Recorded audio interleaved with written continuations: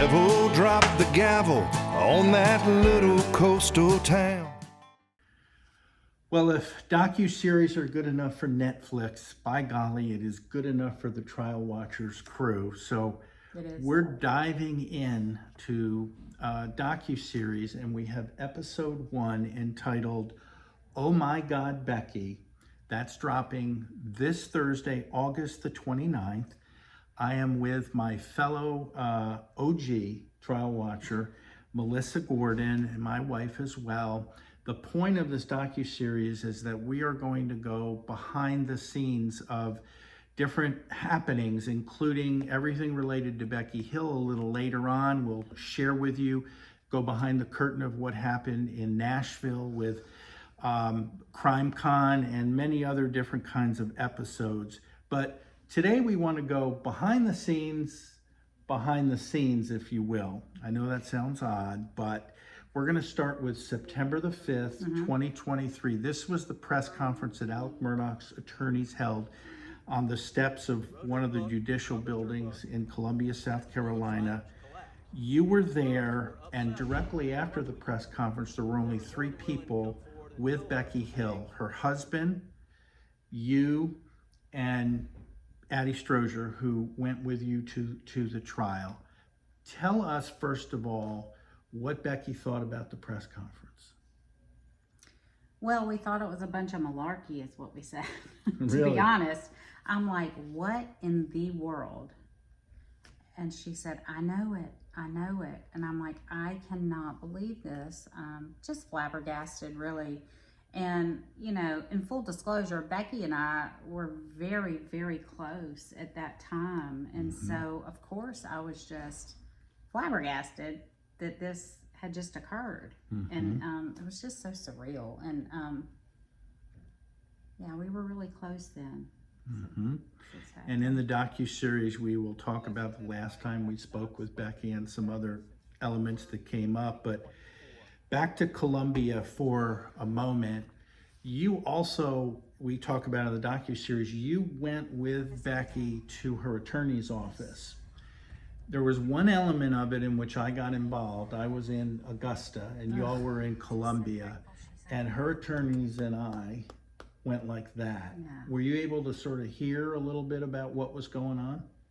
Well, not particularly. Addie and I were in the waiting area, and they were having a private conference, of course, about, I guess, what was going on, and a plan or something of that nature, is my guess. Greg was very nice and accommodating. He said we could sit in the waiting area, we could go upstairs, make ourselves at home. We could hear them talking, but not really, you know, much of what they were saying, and we weren't trying to hear, to be honest. So the issue was whether or not Becky should put out a statement. With you, yes. Yeah, yes. and so I went ahead and prepared as if a statement would go out. I wrote up a press release, and in the docuseries, and by the way, just click on the link to sign up to be a Patreon member. All we need is your email and you'll get the docuseries. But I put the press release together. You'll actually see what I said in the press release, and I used the term kibosh. Their attorneys put the kibosh on it. They didn't want any statement going out, and we had, you called it a power struggle in the docuseries. Well, first you and I, because I was in the moment, she was seeing her attorney, and they were trying to get a game plan on a bigger scale for her. And you and I spoke on the phone, you're like, hey, I'm preparing a press release, we have to address this. And I'm like, oh, okay. And I cannot remember if I mentioned it to him, maybe you texted them, and then I was trying to make you stand down on that because I was in the moment of seeing them look at a much bigger picture, and you were, you know, you had your PR thing on of, oh goodness, they're blaming our book. And in addition to that, I mean, forgive my capitalism, but we had just put our book out a month before, and it had done very well. And I was concerned, you know, this was around the Me Too movement. I was concerned we were going to get canceled. No, cancel culture. Cancel culture. And so I was trying to protect Becky, who I was also very close to because I believed in her, and I was trying to protect our livelihood, and those Yes. two worlds collided. Yes. And that's when our co-creator of Trial Watchers, Mike Pachenik, came in to the picture. And you'll see in the docuseries that we talked, and he gave the advice that, sorry guys, but I'm going on television and I'm going to defend Becky, and I'm going to protect the livelihood. And so we were on, and we showed a lot of different clips, and it was We didn't show all the clips because No. I can be kind of spicy. Yeah, that's we left right. out some of my spice We on the did- phone with him. We did. But nonetheless, I had to respect you though, because you've spent a really long time building your integrity and credibility in our area with what you do, and it's one of the things that made me fall in love with you. Oh, So hey, syrupy. go Oh get my mushy God. down Really here. good. Hi, I mentioned I need a new rug. Hi, Patreon. All right. Anyway, so yeah, it was spicy. Well, speaking of integrity, just 2 months later, near Christmas, I discovered Becky plagiarized a chapter of our book, and needless to say, Christmas weekend was pretty awful. At least it was for me. What were you feeling when this discovery happened? Well, without going into a lot of feeling because I'll get criticized for it. It was sad. We were shocked by it, obviously, and we were upset, and didn't know what in the world. And it was almost like just shock, like this cannot be happening. First there was this, and then there's all this scuttle behind the scenes of Ethics allegations against Becky, all this mess, her son. and we're like, whoa, Yeah, what in the world? And I just, that's right. I keep saying it. I never would have thought that we would have been going through it. That's right. So it was awful, and I made the decision, and we talked through this with Mike, who helped. Made the decision to just be completely transparent and disassociate ourselves with the book, with Becky, and all of that. And I decided to enlist the help of a 77-year-old man who Melissa met on the grounds outside the Colleton County Courthouse. Do you remember John Monk? Yeah. Reporter with the state newspaper in Columbia. First of all, what were your impressions when you met him back in February of 2023 during the trial? Oh, I was always drawn to him. And I think the first little video I sent to you of him was him walking on the sidewalk. And I was like, oh, look, this is going to be you. Yeah. Because you're such a little reporter. And that's the thing, all this time I'm thinking in one way, and Neil's thinking as a media and reporter and, PR.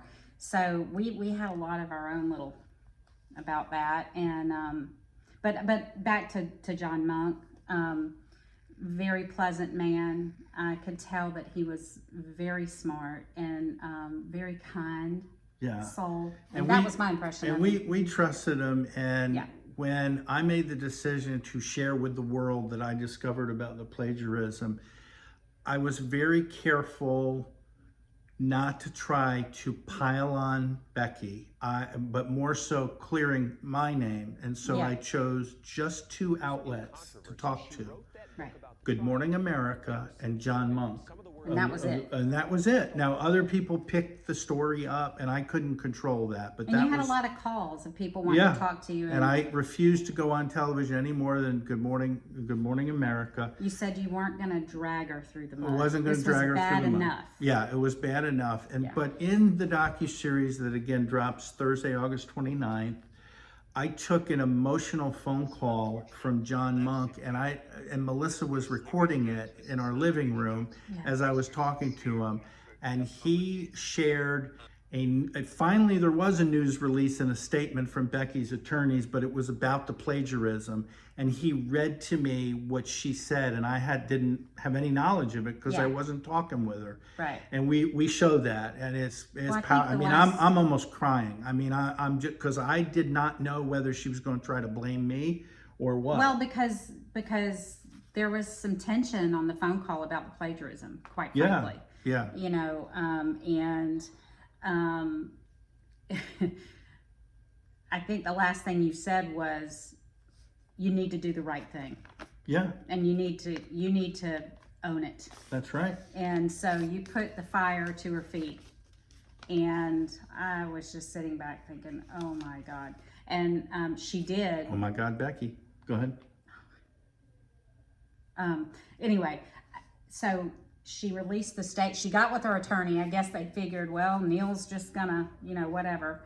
And so she got with her attorney and they decided to come up with a statement, but of course didn't give us the courtesy of telling us they were going to give a statement, which is fine, whatever. So you'll see that. The other thing we'll take you behind the scenes of a little bit is Dr. Phil.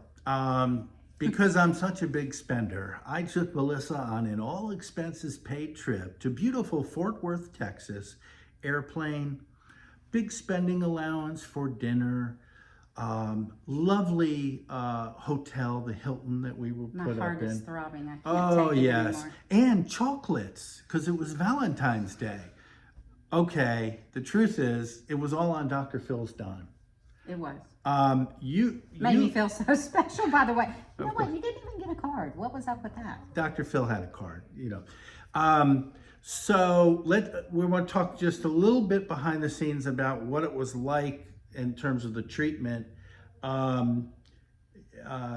did you think of just going there? And then what did you think being in the audience, watching your husband being a bit grilled, and I'll explain that in a moment, but interviewed by Dr. Phil and a couple other people as well, that I wasn't expecting. But what did you think behind the scenes? I was nervous for you just because I think of, you know, just the environment and the kind of shows. I mean, Dr. Phil is certainly not Jerry Springer, but it's also not, you know, Dateline. So, I was nervous for you. And I just remember sitting in my seat praying a little bit. The lady next to me said, "Are you okay?" And I said, "Yeah." And I said, "That's just my husband." And I told her.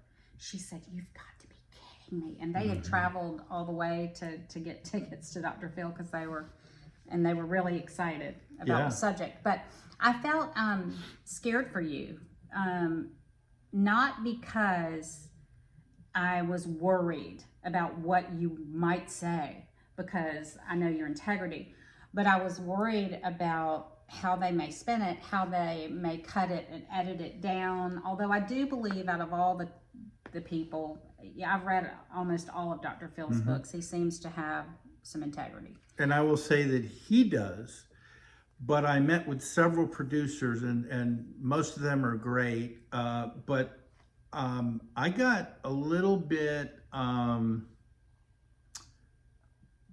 upset, I guess, because I asked, because Jim Griffin, Alex Murdaugh's attorney, was there, and another attorney, and I said, "Are they going to be part of the interview?"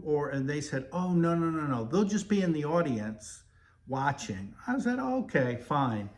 I walk out and I see Jim Griffin and Sarah Azuri right there across from me, and Dr. Phil is interviewing me, and they're jumping in with questions, and it was an interesting exercise. It was, you know, but for the most part, I feel like they were kind. Yeah.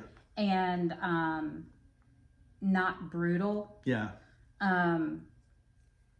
So we'll go behind the scenes of the Dr. Phil show, what occurred in the green room after when Dr. Phil came out. What occurred, and also a little back and forth clip with Dr. Phil and I, just in case you didn't get to see it on Merrick TV. Ironically, and I realized this later, they decided to hold this episode. Remember, we recorded in February. They held the episode to June the 7th. Do you remember the significance of the date? Oh, yes. Yeah. Yeah. The day that Maggie and Paul. 3 years to the day. Yeah. 3 years to the day that they were murdered. Yes. So we invite you, if you can, there's a little link for you to click on our Patreon page. No one's going to ask you for a credit card. All we need is your email, and we'll email you access so you can watch this 21-minute docuseries called Oh My God Becky. And there's so many more behind. You'll get to see Becky do some clips reading from the audiobook, doing radio interviews, at book signings, and talks that she gave, just little clips that you've never seen before. And let's address the elephant in the room on that, shall we? Please. Can we? Sure. A lot of this content we were gathering as the story unfolds, and we've said it a million times, we're both storytellers. Any photographer, videographer, or storyteller, when they're in a situation, they are documenting, and that's what we were doing. And she knew, obviously, we were documenting, and we always thought that it would be the next part of the story and that she would be a part of it. We never dreamed we'd be using any of the content for just the two of us per se. Although she did know we were thinking about the Trial Watchers brand and all that.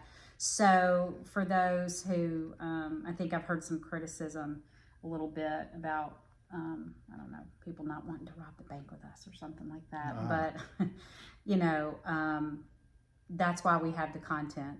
And we still don't want to drag her through the mud, but we are real and we're very authentic, and we always will be. And so that's what you're going to get from us. And that's what you'll see Thursday night, August 29th. Again, click, sign up to be a Patreon member. With the OG Trial Watcher, Melissa Gordon, I am Neil Gordon, co-author of Behind the Doors of Justice with Becky Hill, and co-author of Trial Watcher's book, available on Amazon with Mike Pachenik. And we hope that you share some comments and feedback. We're always willing to listen. And this is just the beginning of ongoing content that we are sharing with you. And thanks for watching. Thanks for watching. Devil dropped the gavel on that little coastal town.